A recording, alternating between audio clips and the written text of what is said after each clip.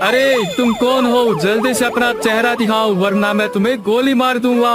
रुकिए police uncle, इन्हें गोली मत मारिए, ये तो मेरी मम्मा है। मैं जादू से मम्मा का रंग वापस लाती हूँ। इसका मतलब है पक्का तुम ही भूत होगे। जल्दी से बताओ तुम कौन हो? अंकल अंकल रुक जाइए, ये मेरे पापा है। नहीं बेटा, ये एक भूत है। रुकिए अंकल, मैं अभी पापा का रंग वापस लाता हूँ। जादू मेरा चल जाए, पापा का रंग वापस आ जाए। अरे तुम तो सही कह रहे थे, इसका मतलब जो आखिरी में बचा है वही चुड़ैल है। अरे बेटा तुम जल्दी बताओ, तुम इसे जानते हो क्या? नहीं अंकल, मैं इन्हें नहीं जानता। इसका मतलब यही भूत है। इसका असली रूप सामने लाने के लिए ये बटन दबाओ, ये बटन दबाओ। अरे बाप रे, मैं तो पकड़ी गई।